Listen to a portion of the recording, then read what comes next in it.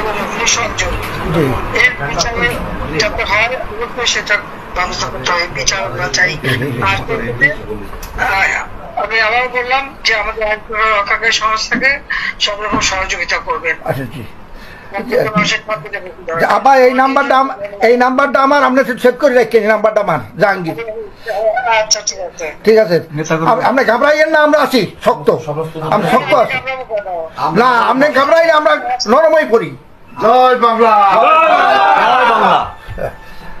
আবার আপনি আমি ঘাবড়াই নাই, আমি আর ইতিমধ্যে সমস্ত ঘটনার পরে যে কত মানুষ মারা গেছে, আমাদের পুলিশ মাইনে ঝুলাই রেখে দেয়, আমাদের কর্মী মাইনে হাসপাতালে চিকিৎসা করতে গেলে তাকে টাইনে এনে ঝুলাই গুলি করে মারে, পুলিশের পিঠা মারা, এরকম বিভৎস ঘটনা কে দেখছে?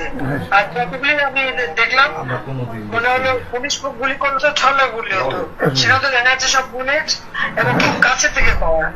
তাহলে আবার বোরকা পরে ছেলেরা বোরকা পরে পেয়েছে, নেমেও মানে এই সমস্ত জঘন্য কাজ এখানে হচ্ছে। তো যাই হোক, দেশটাকে নিয়ে যে একটা খেলার মানে বস্তু পেয়ে গেছে, এই দেশে মানুষ রক্ত দিয়ে স্বাধীন করছে, সেটা তাদের মনে রাখা উচিত। আর এত উন্নতি করছে নষ্ট নয়, সেটাও তাদের বিবেচনা করা উচিত ছিল যে তারা তো নিজেই ব্যবহার করবে।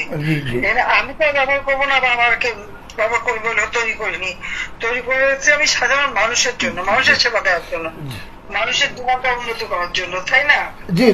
কাজে আপনারা যেভাবে আছেন আমার মনে হয় সবাই থাকেন, আর আপনারা পূর্ণাবস্থা যথাযথ মর্যাদার সাথে পালন করেন। শেখ হাসিনা ভয় নাই, আছি।